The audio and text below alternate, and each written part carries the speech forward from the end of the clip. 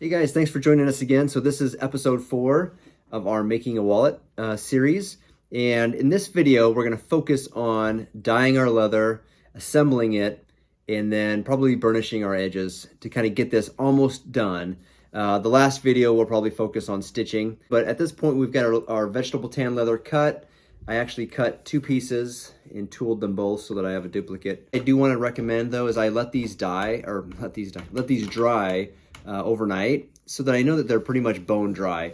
If you try to dye your leather when they're wet, you're going to end up with a discoloration. Anything that's wet will appear a little bit darker, and it'll dry that way too, so it'll be a little bit darker stain. So, you can accomplish that in other ways. You're welcome to do that. I mean, if that works for you, great. For me, I usually let them dry completely, and then I'll use maybe a darker color dye to kind of mix that together so that I get a little bit darker stain. But we're going to use Fibings Pro Dye here. This is a mahogany that I'm gonna use. I like the mahogany color. It's a little bit kind of like a dark cherry. So yeah, so come along and hopefully you enjoy the video, and I appreciate you coming back. Thanks, you guys. So we got our area set up for doing some dye work. I put on I put on a plastic glove. It just does get pretty messy, and it can, you can do it and it gets on your fingers, but it'll take a couple days for you to kind of get that all washed away. So I've got my leather glove on, and you can really see from these fingers here how messy it can get. And I like to reuse stuff. Anyway, I'm going to use Fibings Pro Dye. Okay, I kind of just alluded to that in the beginning. And I'm going to use the dauber. So I've done 2 different ways of using or applying stain. And this is a dauber. They call them just a dauber that you can get at Tandy or anywhere. And this helps you to kind of like brush this on. If I'm doing some work where I want to have 2 different colors, like if I want it to fade from black to a lighter color, or like a dark, the darker brown to a lighter brown, I would use a t-shirt. And the reason I wouldn't use a dauber to do that is because the dauber will just be too much of a hard line. It would go from dark right to the light, and it wouldn't gradually, kind of like a gradient. It wouldn't have a gradient. With a t-shirt though, it actually does allow you to do much more of a gradient effect. So it's a lot nicer. So, but with this instance, since we've got our stamps in there and we've got a lot of holes and different crevices, we're going to use a dauber because that's going to drop a lot more dye into this design. And so that'll be a lot better for coverage. So we'll go ahead and start that.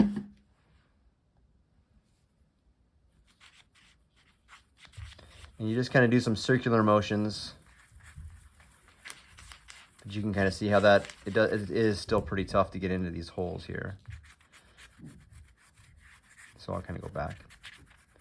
The nice thing with basket stamp, the basket stamp tool, it's tough. The basket stamp tool is a hard tool to use because you got to be just about perfect, or I tend to see all the mistakes, or if there's any gaps or anything. But when you dye a basket stamp design, the darker dyes that you use will tend to hide some of those imperfections, which is nice. So that's just kind of a tip that if if you're like me, sometimes I get to be a perfectionist, and if I do a design and I don't like it, after I do my dye work and stuff, sometimes it'll just look so much better. So anyway, so we're just going through here with our dauber and just kind of, just applying the dye. Yeah, here we go. So it's kind of sinking into those seed stamps now. And this stuff dyes pretty fast. Like here's a wet piece. If I touch it, really doesn't do a whole lot to my finger. So it dyes really fast. So I'm just using my dauber just to go around the edges here. Okay, so we have this ready to go. I'm going to do the other one. And I'll probably go back and do another coat, but this is sort of a real nice color. I like that mahogany. It just looks, like an old cherry, kind of like a cherry wood kind of a color. So, okay, so we let our 2 sides dry here for about 20 minutes. I'm going to go ahead and reapply another coat of the mahogany stain because I want it to be a little bit darker than this. So we'll go ahead and start doing that again here with our dauber.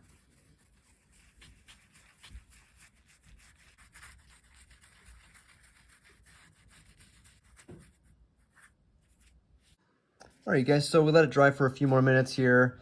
And now we're going to apply something called an antique finish. And this is just Fibing's medium brown antique finish.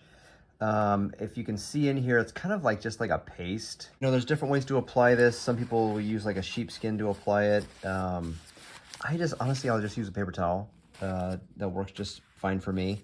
And I've never really had much of an issue with it. This is a fast process when we add our antique paste. So I just dipped in my, paper towel, got some antique paste off, and I'm just gonna start swirling this around.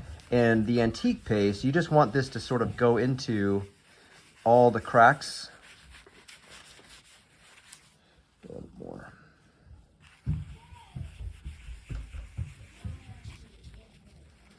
And it's really cool. I mean, at some point you get a little nervous at this, at this point, because you're watching your product, your hours of time that you spent doing all this tooling and everything, sort of looks like it gets ruined. But it won't.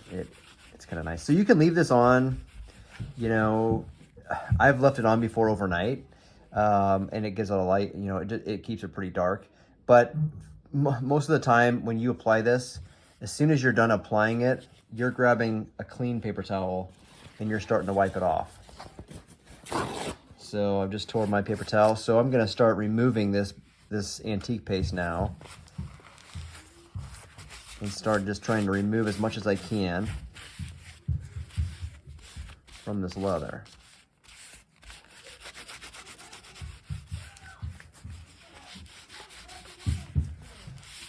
So it'll turn your dye, whatever dye you use, it'll turn it darker. So just kind of keep that in the back of your head that, this is gonna look, so this is, after and this is before. So you can tell the different colors there. So depending on what you want, just remember that as you're kind of applying this. Now when we'll go to finish this here at the very end, and we're gonna use what's called a tan coat. And that's going to lift a little bit of this off there, but it also seals everything in. And so we'll show you that process too. So I'm going to go ahead and finish up this piece, move on to this one, do the same thing so that they're ready to go. And then we're going to move on to using a tan coat to kind of seal everything up. Okay, so we've got both of our sides done. We can move right into a tan coat, so we don't have to wait very long to dry at all. So this is just Fibing's tan coat. And this is just a sealer. It kind of protects it, so if it does have some, if it gets wet, it's got a resistant in there, so it'll keep it from getting damaged if it gets wet. It'll also lift some of this color as well as some of the antique paste. So it's kind of nice because at some point, these look great. They're a little dark, so I want to bring a little bit of that back out. And so this tan coat will do that. So just know that when you're doing your projects that the tan coat is going to take off some of that color, and so just kind of be prepared for that. So let's go ahead and start. I just put a little bit of a little bit on this paper towel. I just use a paper towel too. I've done like canvas and t-shirts too, so whatever works best for you. But this is going to go ahead and go on over this, and you can see, I mean, right away it starts to look great. I mean, it just brings this thing to life. I mean, so you can kind of see how it does start bringing off. That's the dye and some of that antique paste that's coming off of there. And, by sealing it with this tan coat, this will also keep it from running. Like if it does happen to get wet or something and it's in a pocket or like, against somebody's clothes, this is going to, keep it from bleeding onto whatever clothing you're wearing. So you want to make sure you do use something to finish it. So that's kind of one of those things you need to do. So as you look at it, you can start seeing how that's still got that maroonish, kind of purplish, just a really deep, rich, kind of a dark red, cherry red. There you can kind of tell the difference if we look side by side. I mean, this one just pops, it's real shiny. This one's kind of dull. So we'll do the other side. And at that point, we can start gluing these pieces together, burnishing the edges, and then we're kind of on the home stretch. So hang with me for a minute. I'll do the other side and we'll get back together. Okay guys, so we've got our pieces ready to go. We let them dry just for a couple minutes here. You don't have to wait very long with the tan coat. So now we're gonna move on to assembly. And this is pretty simple. We're gonna use something here called Leathercraft Cement. And this is also Fibing's. And you can get a lot of these tools at Tandy, at Weaver. online at Amazon as well. You know, I've even seen it at Michael's. Hobby Lobby, I think, carries some stuff too. So they have a real small selection, but this stuff can be found everywhere. And this is great. I also use a different kind of a cement. It's called Barge, and that's a pretty heavy duty cement. But this is pretty simple for what we're using, for what we're doing today. So one thing you can do is, this is a skiv tool, and this just has a razor blade here that allows you to, you know, if you wanted to glue two edges together, you could use this and just kind of scrape off a little bit of leather here, and then it makes it a little bit thinner so that your sides are a little thinner. You can do that. These are so thin anyway, I'm not too concerned about it. I mean, there's our edge. Once we get done, it'll be something like that. So that's just, I wanted to show you the tool that you can use, and that's not very expensive. So that's something you can use in the future too. But let's go ahead and we'll get our glue out. The one thing about the glue is, if you get it onto the finish side of any of this stuff, it will discolor the area. So, and it's kind of hard to battle that. I've learned that the hard way. So just try to stay on the flush side when you're doing stuff, and be ready with a paper towel as it kind of oozes out the side.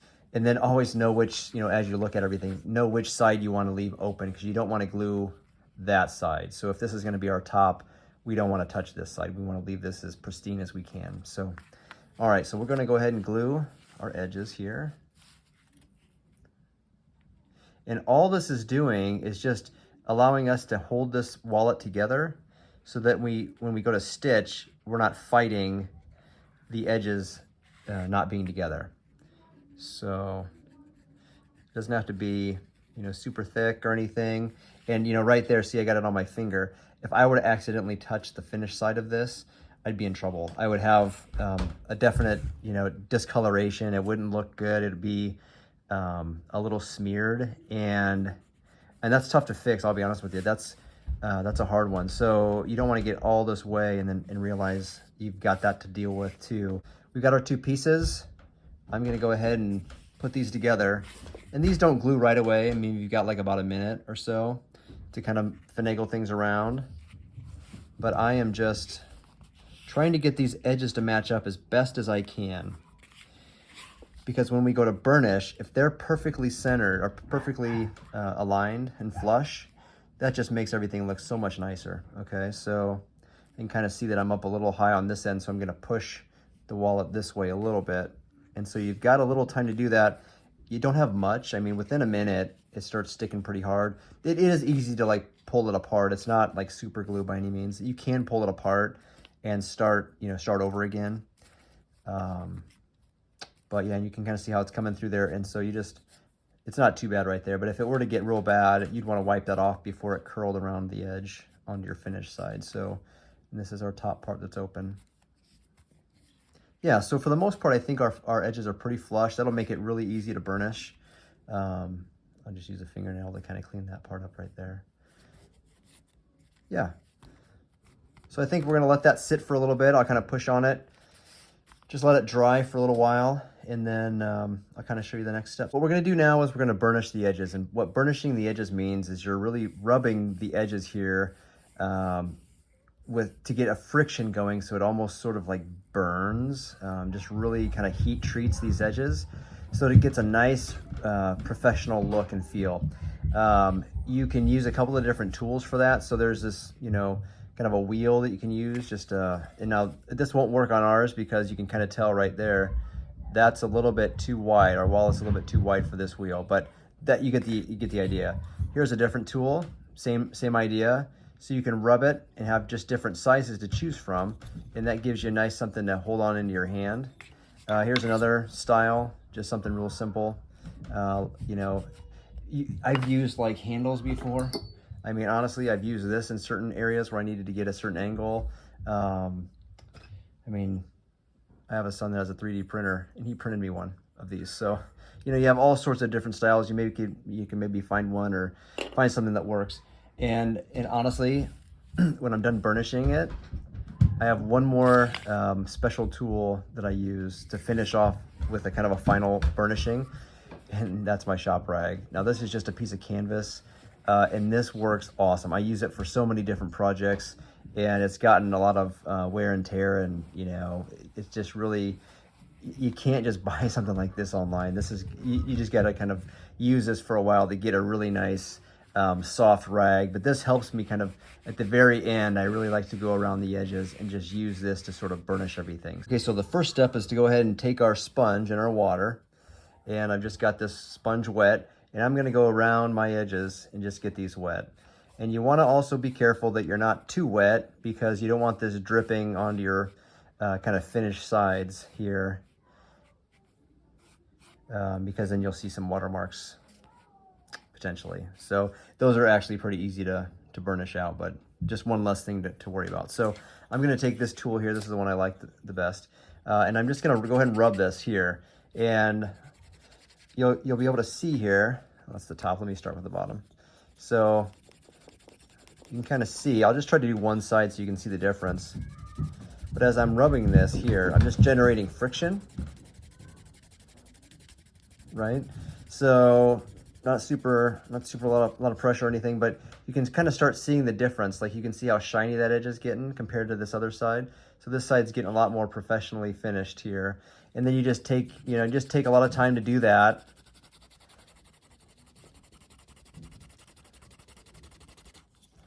And just kind of work those edges. And people have different tricks I've heard of. Like I do have some saddle soap that I'll use. Also, like I'll take, after I do this, you know, I'll take maybe some saddle soap and go over it again with saddle soap. You just kind of put a glaze on there with the saddle soap and then burnish it again with one of these tools.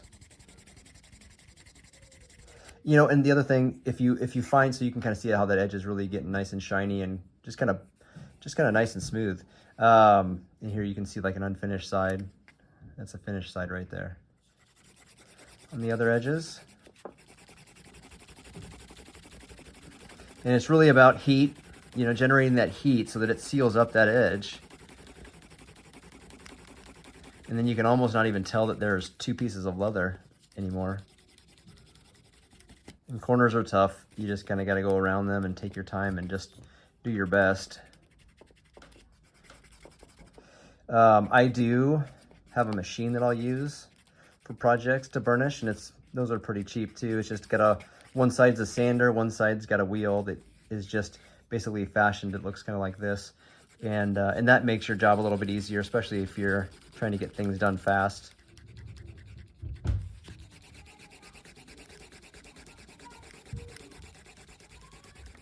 Kind of getting sealed up there. So there's, you know, that's really, I mean, there's just a lot of different things out there, different tricks people use. What I do then is I'd come back here with my rag, my towel, and I just go along the edge and I just rub, just with a lot of pressure. And this will actually darken that just the very edge, which I kind of like to have just like black on the very edges. You know, so you can kind of see that just helps kind of make everything a little bit smoother. I like that. So you just want to go around and do that, especially on the corners. That helps a lot. You know, just to kind of go around and finish everything. Okay, so I'll finish up this side and I'll flip it over, but I'll cut the video so you guys don't have to watch that. But if you're following along and making a wallet, hopefully it's looking good. I hope that you're liking it. I did, you know, complete transparency, I did not like how my basket stamp turned out. It kind of runs a little bit, and I didn't like that, how it turned out. So I started to do another piece just to see. I was trying something different with some different lines, but I wanted to show you the difference as far as the colors. So here's what we started with, right? And here's where we're at, if you're kind of following along. And you know, this is just a natural vegetable tan leather, just natural color.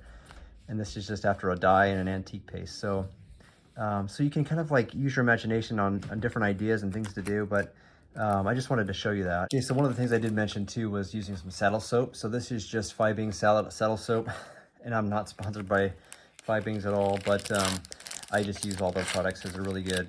But anyway, I just usually take this and just kind of rub this on my edges after I've done my initial burnishing. It's just like a bar of soap. And so after you rub these on the edges, then I'll take it over to my my burnishing wheel, and I'll show you how that works too, because you might want to invest in one of those. All right, so here's my burnishing wheel and sanding wheel. Really awesome too. If you need to save some time, you just turn this on, and you've got this burnishing edge here with different sizes, and then your sanding edge over here, which is great. So I got my saddle soap on there. I'm just going to take this and just slide it right into one of these grooves. And that just, you know, I don't know what RPMs it's spinning at, but it can do it faster than I can by hand, you know. So that's kind of really nice if you're doing different projects and you need to bust them out fast. This is kind of a neat little tool. I'm just kind of going through this you know, second to largest groove, just making it nice and smooth, and you can really see, I mean, those edges are really shiny at this point. You know, what I've seen too, which is kind of neat, is people do stuff and it almost looks like candy, they would call it, I guess, because they've got different colors within here. And you got to make it really perfect, but it really has a cool effect if you ever want to look that up.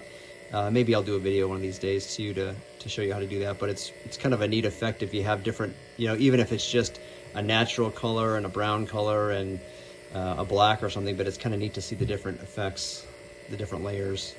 But yeah, so I just go through this a little bit, and but yeah, hopefully you can kind of see how shiny that, you know, looks now.